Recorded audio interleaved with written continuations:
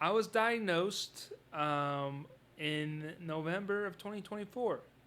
And when I was diagnosed, I wanted to end my life. This is what happened. There was a time when I couldn't imagine a tomorrow. Life became so difficult that the only thing keeping me going was the thought that my mother would be devastated if I was gone. The beginning of 2024 is when I became very sick, and I didn't know what was going on, and no one else did. And it's very scary to have something inside you where you feel like you're dying, and everyone's saying you're fine. But deep down, felt like I was dying, and it took a very very big toll on my mental health, and that's when I started getting these ideas of not wanting to be here tomorrow. My perception of reality was that I was dying, and it was not fun. But we found out what was wrong. For 4 years, neurologists told me that my leg problems were likely due to MS or vitamin deficiency. It wasn't until 4 years later that one doctor that we randomly got said, you should do genetic testing.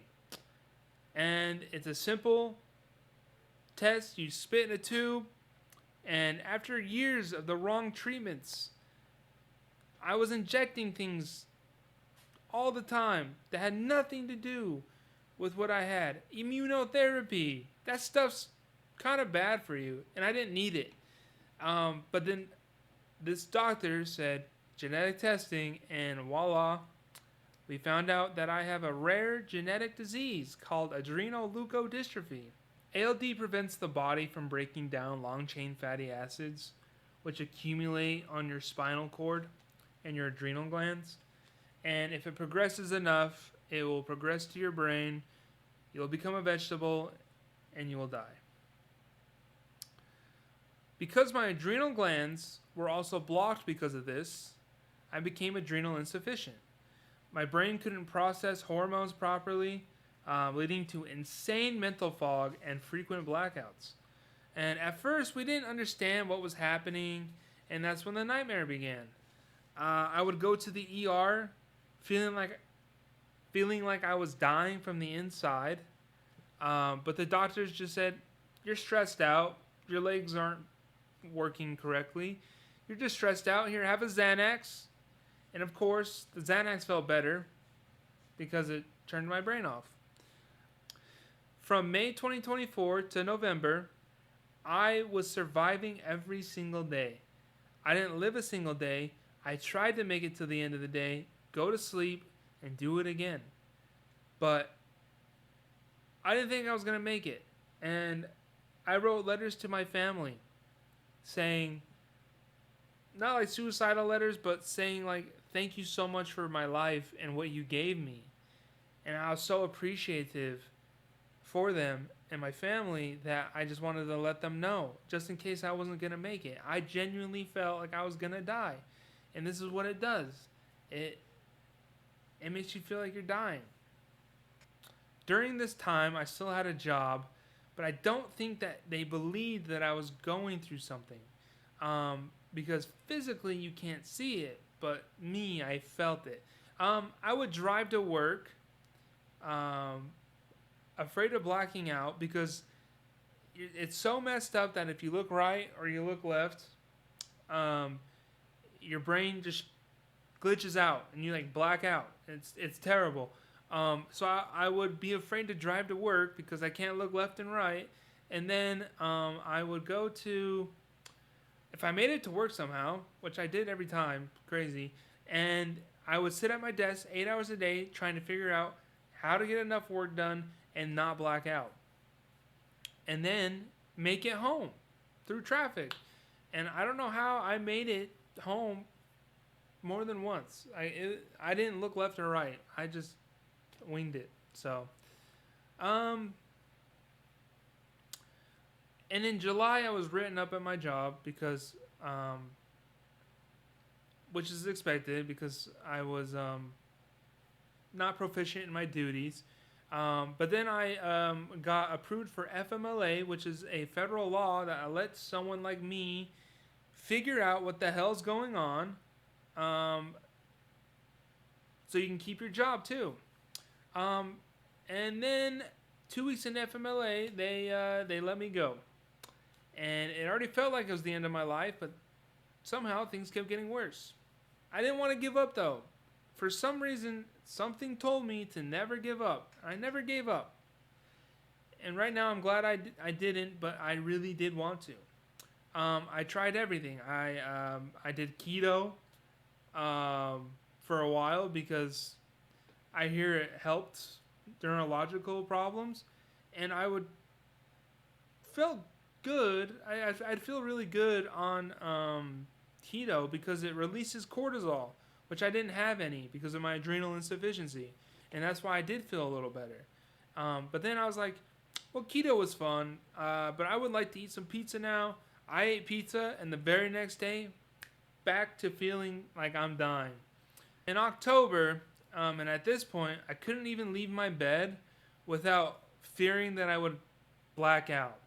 I tried everything.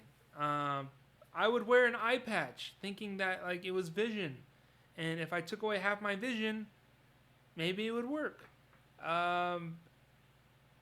I can't tell you the amount of things that I tried to just feel better.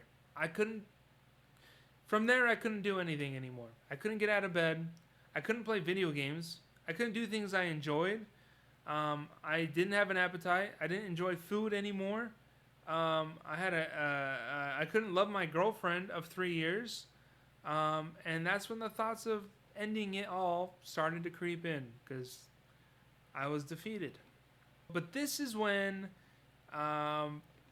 November hits, and this is when we meet the neurologist, and they suggested the genetic testing.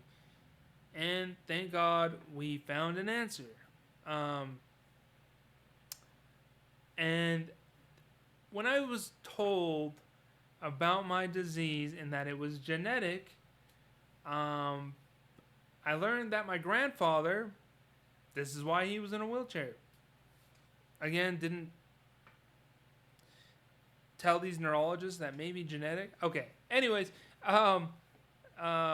and so learning about ALD did not bring immediate relief. Like having an answer is nice, but also it does suck knowing your future. I researched the disease and learned the heartbreaking truth that I'm gonna lose my legs in 5 years or so. And if it hits my brain, I'll be gone in 10 to 15 years. And I was already trying to survive every day. And so, like, that news sucked, but I was still surviving every day because of the adrenal insufficiency. I found out that there is treatment for the adrenal insufficiency. And in late November, by miracle, this medicine started working immediately. I got a little less dizzy each day, but my appetite came back. I was Uber eating twice a day, and I was enjoying eating again. So things started to kind of maybe look up. However, just as I began physical therapy again, my leg gave out and I sprained my knee. And a minor injury to someone who has something like me, it shuts down both your legs. And so I was in a wheelchair. I couldn't stand, I couldn't move, I couldn't do anything. So December and January, I was in a wheelchair. And at this point, I'm like, it is over. Like, I thought I had more time. It was over. I was in a wheelchair. I didn't want to do it anymore. And I had some stuff still, but it just didn't seem like it was getting good. So, I mean, things started to look getting better, but now they're going downhill again. And this is when the thoughts started coming back. Now that I'm in a wheelchair, I still have my girlfriend. No. I won't go too much into detail about that out of respect for her and what she had going on. And we just kind of... We're kind of falling apart towards the end of those last few months because I couldn't do anything. It was hard. And she had her stuff going on. So in January, she left. And from there, I felt like it was slipping away. And the thoughts of ending it all were stronger than ever. But I loved my family. I loved my life. I loved my friends, food, TV. Like, I want to finish One Piece. Like, I have to be there for the end of One Piece. Like, there's things that I want to live for, but it just they didn't seem strong enough because life fell over. I was in a wheelchair. I'm probably gonna die in 10, 15 years. My girlfriend just left me. Um, it just the thoughts were not there. So at this point, I'm feeling rock bottom as can be. The thoughts of not wanting to be here are stronger than ever. Um, and I started catastrophizing like, oh, I just lost any chance at a family. I lost any chance at a wife. I lost any chance at a future. And so I just started questioning like my worth. Like, who would want someone like me? Who wants a cripple? Who wants someone who's gonna die in 10 to 15 years? Like, what was the point of it all? I downloaded the dating apps. I was like, I need to find someone quick, stat, and that's a terrible idea, and I'll tell you why. I haven't processed my breakup of 3.5 years. I haven't processed my diagnosis or the loss of things that's gonna happen, and I'm trying to meet someone. Bad idea. So obviously that didn't work out, to anyone's surprise. And I was on the verge of giving up. And this was in February, late January, early February. And then I was on the verge of giving up. I was ready to plan it out. I didn't want to do it anymore. There was no point. But then something changed. I don't know how anyone feels about God, but something urged me to call the church down the street. And the pastor picked up the phone on the first ring immediately. He recognized the pain I was in. I was bawling my face off. And he just said, "Hey, man, let me hang out with you, man. Like just come over to the church and just hang out." And I said, "Okay." And I met with him and a couple other pastors, and they didn't say a word about religion or whatever. They just were like, "Hey, like, what's going on?" And so I told them my story, and they're like, "Oh, okay." And so they shared Jesus with me and God, and for the first time, I started thinking of living for something other than myself. I can't explain it, and I don't know what your beliefs are, but that moment changed everything, and I was so grateful that was there for me, and that was just the beginning of starting to be grateful for things again.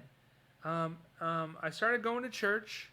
Well, I wasn't fully open to it, and there's things that I we're still trying to come to terms with and believe. But I was welcomed with kindness, open arms, and people there genuinely cared about my story.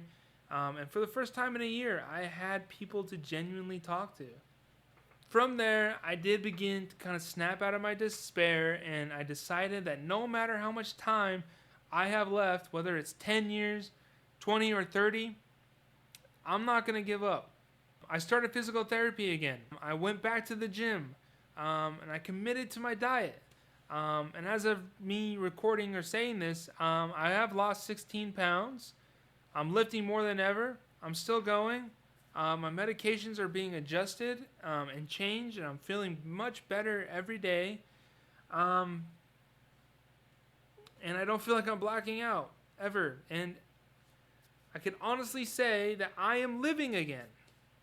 I am living again and not surviving. And when you go from surviving to living again, it is an insane feeling. And I've met many incredible people who've become my close friends and who supported me through these dark moments. And I'm deeply grateful for them. I'm deeply grateful for my mother, who's been with me every step of the way, and for all my friends who answered my calls when I was on the verge of giving up or having terrible thoughts. Um, they answered for me, and I'm forever blessed and grateful that I had that. So I guess what I just want to say is my story about the shit that I went through this last year, which was terrible. I was in hell. I was in hell every day, but if you're in hell, why stop there? And I just want to tell people that no matter the situation, I know life doesn't go the way you think it's going to go. I had plan A, I had plan B, I'm on plan C now. I'll probably go to plan D. Life doesn't work out the way you ever think it does. And I just want to say, don't give up. No matter what. No matter what you're going through. You know, even if they're greater or smaller than the ones that I'm going through, don't give up. You need to enjoy life as much as you can, and you need to cherish everything before it's taken from you. I was in rock bottom. I was in hell every single day. But don't stop in hell. This is my first hand account of someone who's on the verge of death and wanting to end it all can make it out and to keep going. Someone with a disability can go to the gym. I have no shame whatsoever, and no one should. It is weird at first, but even with a disability, you can still get things done. You can still achieve goals. They aren't your plan A goals, but you'll find something. And I'm learning to find something. And if anyone is watching this and is going through something, all I can say is it will get better.